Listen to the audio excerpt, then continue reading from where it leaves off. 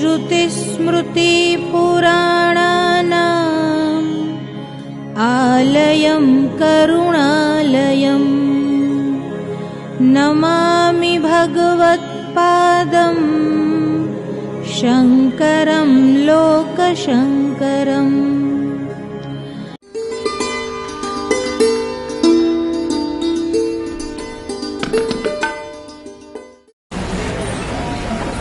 नमो नारायण। हरि कृपा से ही ईश्वर की प्राप्ति होती है और सच्चे गुरु की प्राप्ति होती है। आज शंकराचार्य बनने के बाद प्रथम ज्योति द्वारका शारदा पीठ के शंकराचार्य स्वामी सदानंद सरस्वती महाराज आज हमारे घर पर पधारे हैं और उनके साथ जो सत्संग का जो हमने अनुभव किया है वो शब्दों में हम लोग उसका वर्णन नहीं कर सकते हैं। और इतना बड़ा आयोजन और स्वामी जी ने हमारे लिए टाइम निकाला, उसके हम स्वामी जी और भगवान सदैव हमें ऐसी सद्बुद्धि दे और ऐसे सत्कार्य करते रहे। ऐसी परमात्मा और गुरुदेव के आशीर्वाद से हम आपको नमो नारायण।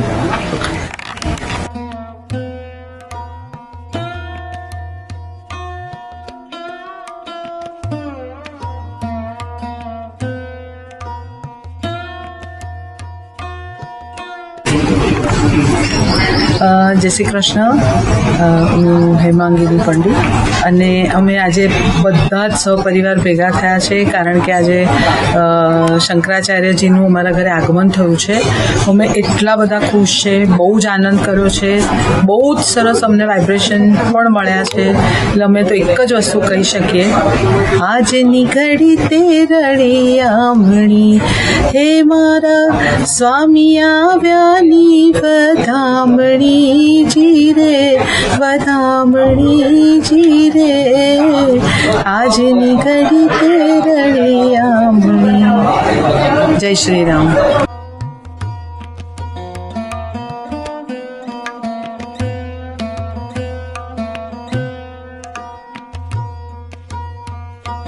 અમારા ઘરેથી જગતગુરુ શંકરાચાર્યજી આવ્યા છે, એટલો બધો આનંદ છે અમને કે એની કોઈ સીમા જ નથી। અને બસ ભગવાન અમને આવો નવો આનંદ આપતા રહે, અમને એટલું સારું લાગે છે। એમના આશીર્વાદ અમને મળ્યા અને બસ એમના આશીર્વાદ સદાય અમારા ઉપર બનાવી રહે એવી જ પ્રાર્થના।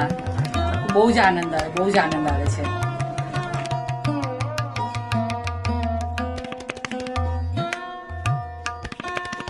Today, Jagadguru Shankaracharya ji came to our house and we seek his blessings. The experience, I would say, it was such an amazing experience. The atmosphere of the whole house and the people, it was so pure and we could literally feel that peace of mind and that energy around us, that positive aura around him is incredible, I would say. I don't have words to explain our experience, but the aura and the energy in our house right now is extremely different. It's so positive, it's so calming, and we would want him to come every time he is in Vadodara. And because of him, so many people were invited, all the important people. Gargi Didi was here, and we also she gave her blessings to us. So it's such a nice thing that Jagadguru Shankaracharya ji came to our house, and with them all the important people came to our house and we seek their blessings, and it was just amazing. Jai Shri Krishna. Dwarka પીઠના શંકરાચાર્યજીનું આગમન થયું છે। બહુ આનંદ થયો, એમના દર્શન થયા, આશીર્વાદ મળ્યા, એટમોસ્ફિયર એકદમ પોઝિટિવ વાઇબ જેવું થઈ ગયું છે।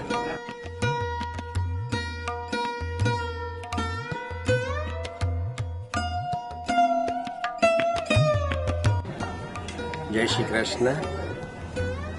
भगवान જેને પાસ કરે છે કે ભગવાન જેનું નિર્માણ કરે છે એવી વ્યક્તિઓને ધર્મ તરફ પણ લઈ જાય છે। આજે શારદાપીઠના શંકરાચાર્યજી અમારે ત્યાં આગમન કર્યું છે એમનું, અને એમના માર્ગ પર અમે સનાતન ધર્મના માર્ગ પર અમે ચાલી રહ્યા છીએ। તો અમને આજે બહુ જ આનંદની લાગણી સાથે અમે બધાને એવું કહીએ છીએ કે આ બધું ઈશ્વરની કૃપાથી થાય છે અને એના થકી જ અમે આ માર્ગ સાથે જોડાયેલા છે। આજે સદાનંદ સરસ્વતીજી મહારાજ અહીંયા બિરાજમાન છે અને એમના સાનિધ્યમાં અમે બધા રહીએ છીએ. જય શ્રી કૃષ્ણ, જય શ્રી રામ. જય શ્રી કૃષ્ણ. આજે અમારા આંગણે જગતગુરુ શંકરાચાર્યજી પધાર્યા છે. અમારા માટે બહુ જ મોંઘામૂલો અવસર છે કે અમને આજે આવો લાવો મળ્યો છે.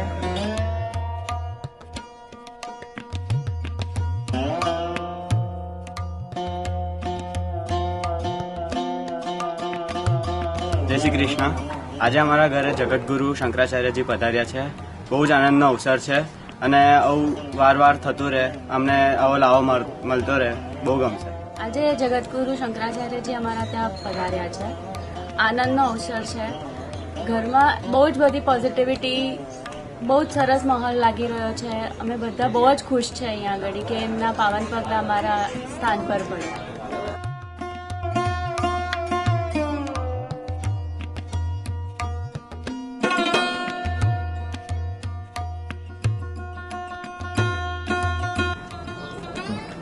સંસ્કારી નગરી વડોદરાના આંગણે દ્વારકા પશ્ચિમના એક શંકરાચાર્ય સદાનંદ સરસ્વતીજીનું આંગણે આગમન થયું છે. આ પ્રસંગે ખૂબ અત્યંત આનંદની લાગણી અનુભવતા અમે સૌ ગુરુભાઈઓ છેલ્લા લગભગ 30 વર્ષથી પરમ પૂજ્યપાદ ચંદ્રશેખર પંડિતજીના આશીર્વાદથી આ સનાતન પરંપરામાં જોડાયા છે. એનો ખૂબ આનંદ છે. અને સ્વામીજીએ જ્યારે બરોડાને પોતાનું ઘર માન્યું છે અને સ્વામીજી દર મહિને એકવાર વડોદરાવાસીઓને લાભ આપે છે, એવો લાભ દરેક સત્સંગીઓ દર મહિને વડોદરાને લે એવી લાગણી અનુભવ છે.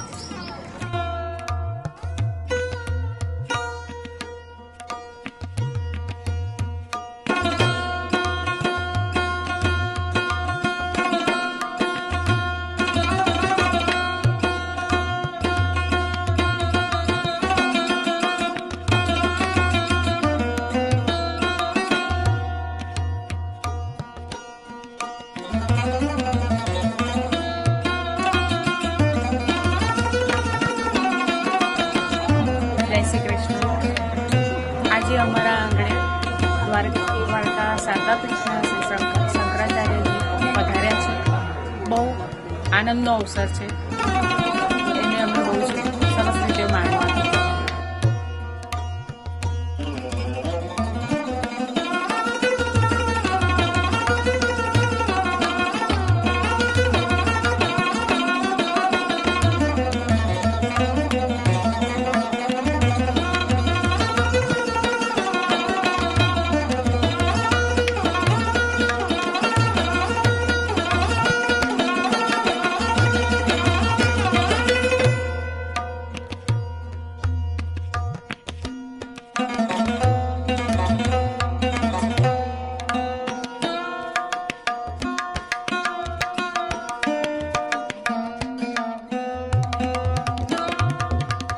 જય શ્રી કૃષ્ણ.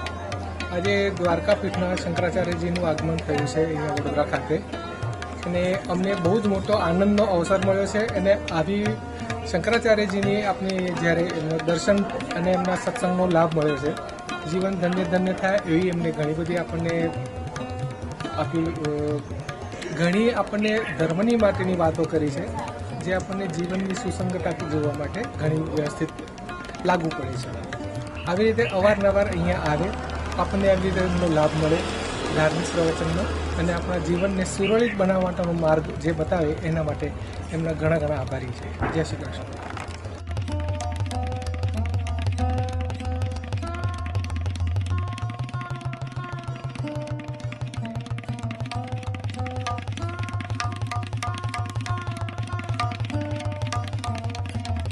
આજે અમારે ઘેર જગતગુરુ શંકરાચાર્ય પધાર્યા છે. તો અમને એટલો બધો આનંદ છે કે જાણે સાક્ષાત ભગવાન પધાર્યા હોય, અને એટલા સરસ વાઇબ્રેશન લાગે છે કે અહીંયાથી જશે તો પણ અમને ઘણું દુઃખ થશે કે બસ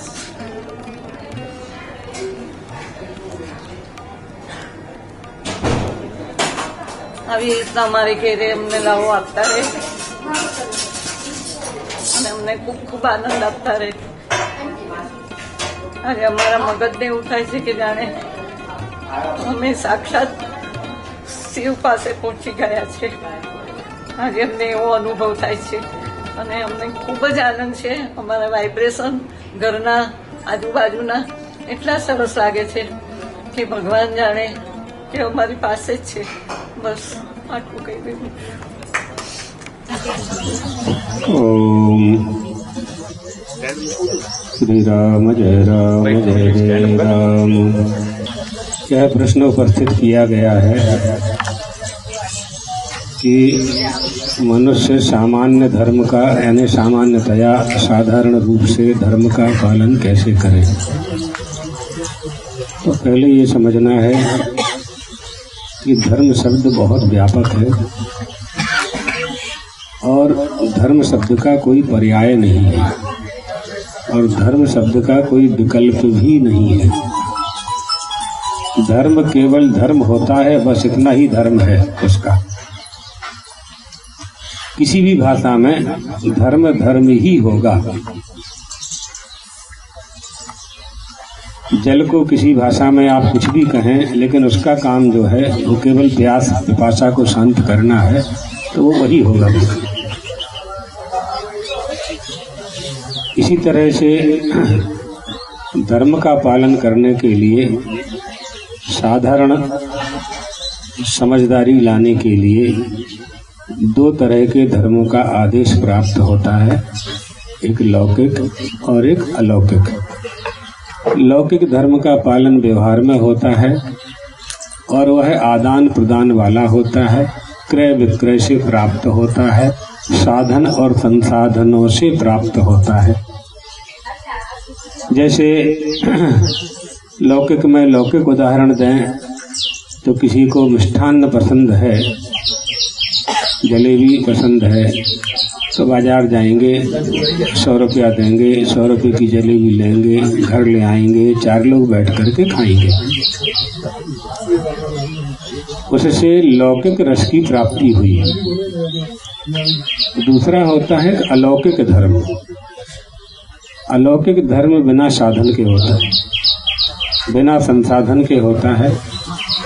जैसे माता पिता की सेवा करनी, तो माता पिता की सेवा करने के लिए किसी साधन की आवश्यकता नहीं है, केवल निष्ठा चाहिए, ये श्रद्धा चाहिए।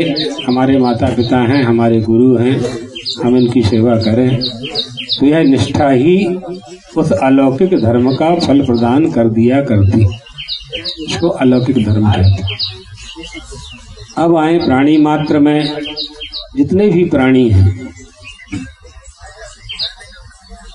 उनके लिए कौन सा साधारण धर्म है, सामान्य धर्म है। तो धर्म के मनु महाराज ने 10 लक्षण किए हैं।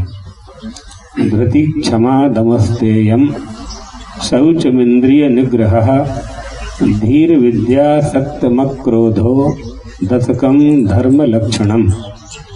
धृति माने धारण करना। किसको धारण करना? धर्म को धारण करना कि धर्म हमको धारण करे। हम धर्म की रक्षा करें कि धर्म हमारी रक्षा करे, न परस्पर कैसी बात है ये। धारणा धर्म इत्याहु धर्मो धारयते प्रजा। जो प्रजा धर्म को धारण करती है, वो धर्म उनको धारण करता है। तो यहाँ धारण का अर्थ हो जाएगा, दूसरे में धारण का अर्थ हो जाएगा रक्षा। वो धर्म उसकी रक्षा करता है जो धर्म का पालन करता है। धारणा धर्म इत्याहु, आहु माने कहते हैं। धर्म शास्त्र ऋषि महर्षि ऐसा कहते हैं कि धर्म ही प्रजा का पालन करता है। तो अभी 10 लक्षणों में ना जाएं तो केवल धृति को ही ले लें, तो धृति में पिता का धर्म और पुत्र का धर्म, पत्नी का धर्म और पति का धर्म, आपस में जो हमारे संबंध हैं, जिनके साथ जो संबंध है, उसमें पालन किए जाने वाला जो धर्म है, वही धर्म उन संबंधों से सुख की प्राप्ति कराता है। जैसे रक्षाबंधन में बहन के द्वारा हाथ में भाई को धागा बांधे जाने वाला धर्म। तो वो जो धागा बांधा है बहन ने भाई को, अर्थात उस भाई ने जीवन पर्यंत उस बहन के धर्म की रक्षा करने का व्रत ले लिया है, और बहन ने वचन ले लिया है आप मेरी रक्षा करोगे जीवन पर्यंत। ये धर्म है, धर्म के स्वरूप। सत्य बोलना भी धर्म है, अहिंसा भी धर्म है, गाय का पालन करना भी धर्म है, गाय का दूध पीना भी धर्म है, और बछड़े को दूध पिलाना भी धर्म है, चारा देना भी धर्म है, तृणम चरंती अमृतम क्षरंती, भूसा देना भी धर्म है, गाय के लिए गौशाला बना देना भी धर्म है, गोदान कर देना भी धर्म है, उसकी सेवा करना, गोबर फेंकना, उसके गौमूत्र को स्वच्छ कर देना, ये भी धर्म है। ये सब धर्म के बहुत से स्वरूप हैं, बहुत से स्वरूप हैं, कहीं एक जगह स्थिर नहीं हो सकते। आप किसी को धर्म कहते हैं, लेकिन स्थिरता उसमें आ सकती है कि जो शास्त्रों ने कहा है वही धर्म है, मनमाना नहीं चलेगा। शास्त्रज्ञोपि स्वतंत्र रूपेण ब्रह्मज्ञानान्वेषणम मा कुर्यात्, विद्वान होकर के भी, शास्त्रज्ञ होकर के भी स्वतंत्र रूप से धर्म का प्रतिपादन न करे, ये भी धर्म है, ये भी धर्म है। तो धृति माने धारण करना। धरती रसातल में क्यों नहीं जाती, धरती नीचे क्यों नहीं खिसक रही है, पाताल में क्यों नहीं जली जाती, कौन रोके हुए है इसको, उसका नाम धर्म है। जो पशुता से ऊपर उठाता है उसका नाम धर्म है।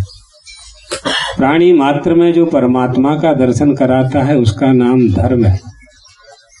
पात्रे दानम मति कृष्णे माता पितृश्च पूजनम श्रद्धा बलिर्गवाम ग्रासा षड्विधम धर्म लक्षणम, ये सब धृति वाले धर्म के लक्षण हैं। पात्र को यानी सुपात्र को दान देना,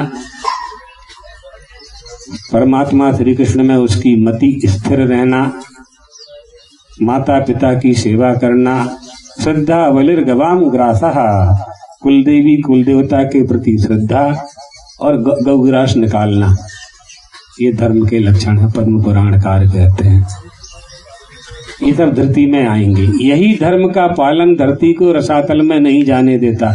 अर्थात धरती का अर्थ मिट्टी नहीं समझ लेना, ये तो धरती का अर्थ मिट्टी सब जानते हैं, बिना पढ़ा लिखा भी जानता है। धरती यानी यही, ये इसका ही पतन नहीं होने देता, इसका ही पतन नहीं होने देता है।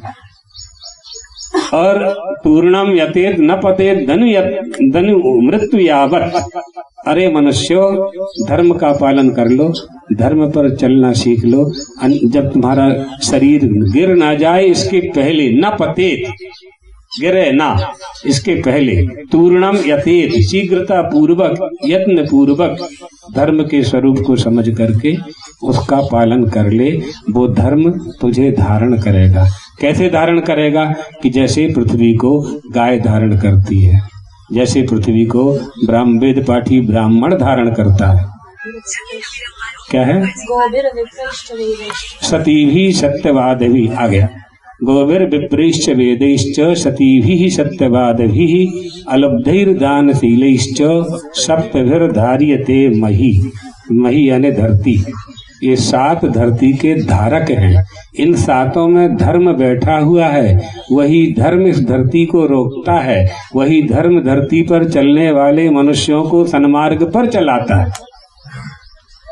वही धर्म कहता है ये नास्यो पितरो याता, जहाँ तुम्हारे माता पिता चले हैं उसी मार्ग पर तुम्हें चलना है, यही धर्म का उपदेश है। उस धर्म को धारण करना चाहिए। ये हो गया धृति। क्षमा, अपराधी को क्षमा कर देना भी धर्म है। आपका टाइम हो जाए तो बता देना, खोड़े जी पत्रकारों का आ जाए तो बता देना, बोल देना। हाँ, ये तो समय का उपयोग कर रहे हैं। हाँ, जब बोल देना क्षमा, अपराधी को क्षमा कर दे। क्षमताम क्षमताम ऐसो ब्राह्मणो नतरांग गुरु। द्रौपदी ने कहा अश्वत्थामा को जब पकड़ करके अर्जुन लाए घसीटते हुए, नहीं नहीं नहीं नहीं, मेरे 5 बेटे मारे गए, वो तो चले गए, इनके मारने से मेरे बेटा जिंदा होने वाले नहीं हैं। मुच्चताम ये सब छोड़ दो। ये क्षमा, क्षमा के बहुत उदाहरण। धृति क्षमा, दम यानी वही इंद्रिय निग्रह। 5 ज्ञानेन्द्रियां, 5 कर्मेंद्रियां, अष्टांग, अष्टादश अंगों को धारण करने वाला यह शरीर, इसको वश में रखना, मन बुद्धि चित्त अहंकार को वश में रखना, अंतःकरण को वश में रखना, ये दम है। मन के निग्रह को सम कहते हैं और इंद्रियों के निग्रह को दम कहते हैं। निग्रह माने वश में रखना, कंट्रोल, मनमाना ना करे, आंख मनमाना ना देखे, जीभ मनमाना ना खाए, कान मनमाना ना श्रवण करें। क्या सुनना चाहिए, क्या नहीं सुनना चाहिए, इसकी अकल होनी चाहिए, उसी को श्रवण करें तो हमारा कर्णेंद्रिय से भी धर्म का पालन हो जाएगा, नेत्र इंद्रिय से भी धर्म का पालन हो जाएगा। इन आंखों ने परमात्मा का दर्शन किया, माता पिता का गुरु का दर्शन किया, कुल देवी कुल देवता का दर्शन किया, धर्म हो गया। इन्हीं आंखों ने किसी का 5 तोला पड़ा हुआ सोना देखा, चोरी करने की इच्छा हो गई, आंखों से ही अधर्म हो गया। जिन हाथों ने सोने को उठाया वो तो सोना उन्होंने देखा नहीं था, आंख ने देखा था। आंख ने मन से कहा सोना पड़ा है, मन ने हाथों से कहा उठाओ, 5 तोला सोना 2.5 लाख का होता है, उठा लिया। धर्म का बहुत विचित्र खेल है, बहुत विचित्र खेल है। हमारी वही इंद्रिय धर्म करती है, उसी इंद्रिय से अधर्म होता है। एक ही आंख से ही पाप होता है, आंख से ही पुण्य होता है, हाथ से ही पाप होता है, हाथों से ही पुण्य होता है, दोनों काम एक। यही पैर है, शरीर को ढो करके मंदिर ले जाते हैं, यही पैर ढो करके मदरालय ले जाते हैं, गलत काम करने के लिए ले जाते हैं, चोरी करने के लिए ले जाते हैं। पैर तो वही है, शरीर को ढोने वाले पैर ही है हमारे। धृति क्षमा दमस्तेयम, स्थेय, चोरी नहीं करना, चोरी नहीं करना चाहिए, ये धर्म का लक्षण। शौच माने पवित्रता, पवित्रता, शुचिता जब तक इस देह में नहीं आएगी तब तक इसकी किए जाने वाली सारे धार्मिक उपचार का फल नहीं मिलेगा। यदि पाप नहीं लगेगा तो फल तो मिलेगा ही नहीं, ये बात पक्की है। हाँ, इसलिए हमारे जीवन में, हमारी देह में, हमारे मन में, वाणी में शुचिता आनी चाहिए। शौच, इंद्रिय निग्रह। इंद्रिय निग्रह का अर्थ हमने दम के साथ जोड़ के बता दिया है। निग्रह का अर्थ होता है अपने वश में रखना। विवेकाग्रह भी होता है एक वेदांत में। अग्रह माने अज्ञान, विवेक का अज्ञान, इंद्रियों का निग्रह, यानी इंद्रियों को अपने वश में रखना है। इंद्रियां आपके लिए हैं, आप इंद्रियों के लिए नहीं है। कामस्य नेन्द्रिय प्रीतो लाभो जीवेते यावता, आपके लिए इंद्रियां हैं, जैसे सेवक स्वामी के लिए होता है, फटा वाला मालिक के लिए होता है, इसी तरह से आंख कान आपके लिए हैं। आप कौन हो, बस इतना ही पता करना। जिस दिन ये पता लग गया कि आप कौन हो, आनंद ही आनंद है, कुछ जानने की आवश्यकता ही नहीं है। शौच इंद्रिय निग्रह। धीर विद्या, धी कहते हैं बुद्धि को, तत्व जिज्ञासा बुद्धि। धीर विद्या, विद्या यानी 2 तरह की विद्या, एक विद्या एक अविद्या, एक परा एक अपरा। तो परा को जानना, धीर विद्या। सत्य बोलना, सत्यम क्रोधो, सत्य बोलना और क्रोध नहीं करना, ये धर्म के 10 लक्षण हैं और ये सामान्य लक्षण हैं, ये प्राणी मात्र के लिए है। ब्राह्मण, क्षत्रिय, वैश्य, शूद्र, छोटा बड़ा, गरीब अमीर, पढ़ा लिखा बिना पढ़ा लिखा, स्त्री पुरुष, सबके लिए है 10 लक्षण। सभी इसका पालन कर सकते हैं, करना चाहिए। उसके बाद दूसरा आता है विशेष धर्म। ये सामान्य धर्म हुआ, फिर दूसरा आता है विशेष धर्म। विशेष धर्म में चातुर्वर्ण्यम मया सृष्टम, ब्राह्मण, क्षत्रिय, वैश्य, शूद्र, स्त्री पुरुष, बालक बालिका, माता पिता, गुरु शिष्य, सबके अलग अलग धर्म, ये विशेष धर्म में आएगा। उन सबके व्याख्यान हैं। और तीसरा होता है आपद धर्म। आपत्ति में जिसका पालन किया जाता है, लेकिन वो आपद धर्म नियम नहीं बन सकता, उसे आपद धर्म कहते हैं। इस तरह से धर्म का पालन करने से धर्म का पालन करने वाला व्यक्ति धार्मिक कहा जाता है, और जो धार्मिक होता है वो धर्मिष्ठम प्रजा उपसरपंती, धर्मात्मा के पास प्रजा जाती है। धर्मेण पापम अपनुदति, धार्मिक व्यक्ति के पाप नष्ट हो जाया करते हैं। धर्मे सर्वम प्रतिष्ठितम, धर्म में ही सबकी प्रतिष्ठा है।